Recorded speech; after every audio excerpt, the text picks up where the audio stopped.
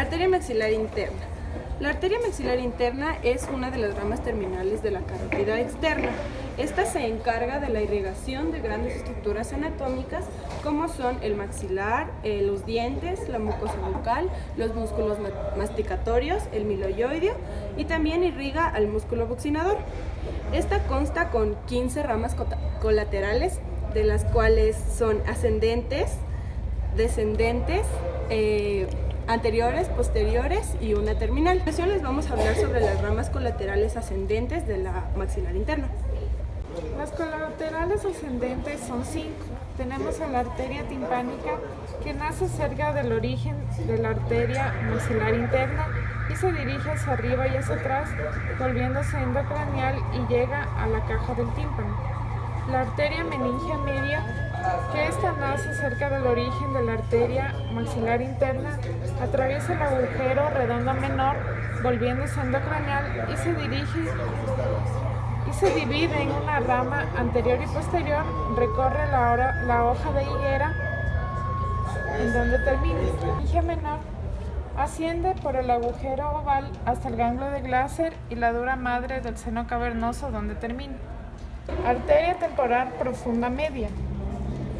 Esta nace por fuera del músculo pterigoideo externo y termina dividiéndose en una rama anterior y posterior. La arteria temporal profunda anterior nace por dentro del músculo pterigoideo externo y termina dividiéndose igual en una rama anterior y posterior, que luego van a unirse todas las arterias temporales y van a formar dos ramas. Colaterales descendentes. La arteria masseterina. Nace frente a la escotadura sigmoide y la atraviesa llegando a la parte profunda del músculo massetero. Tiene una irrigación al músculo facial, transversal de la cara y la maxilar interna. La palatina tiene una curva de concavidad interna cerca de los cervicales de los dientes, del hueso y la mucosa, y una rama descendente que penetra al conducto palatino posterior y sale por el agujero palatino posterior.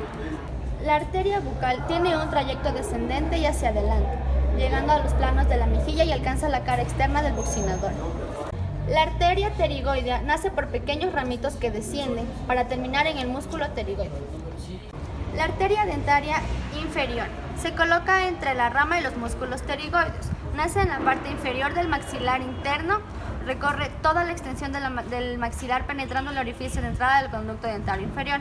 Termina en 3 ramas, una terminal profunda, incisiva, que pasa por el canino y los incisivos, y una terminal externa mentoniana, que es para el mentón, y otras ramas colaterales para el pterigoideo interno, el músculo miloioideo, el hueso maxilar y raíces de dientes posteriores. Arterias colaterales anteriores.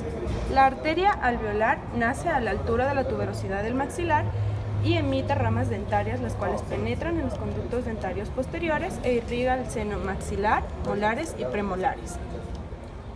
Arterias infraorbitaria o suborbitaria. Esta pasa a través de la hendidura esfenomaxilar y se introduce en el conducto suborbitario para terminar saliendo por la cara a través del foramen suborbitario, conocida como la arteria suborbitaria.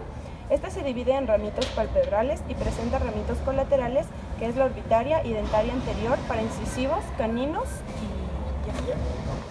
y... La arteria vidiana tiene un trayecto antero-posterior. Penetra en el conducto de la arteria vidiana y sale en la parte del agujero rasgado anterior, en donde termina, y a la parte posterolateral de la faringe. La arteria pterigo-palatina, también posterior, sigue el conducto de su nombre y va a distribuirse en la mucosa de la bóveda faríngea. La arteria esfenopalatina es la arteria terminal de toda la arteria maxilar interna. Esta es disminuida enteramente de calibre por haber suministrado sus ramas colaterales al atravesar el agujero esfenopalatino y llegar a las fosas nasales. Termina dividiéndose en 2 ramas, interna o nasopalatina y una externa, denominada arteria de los cornetes y meatos.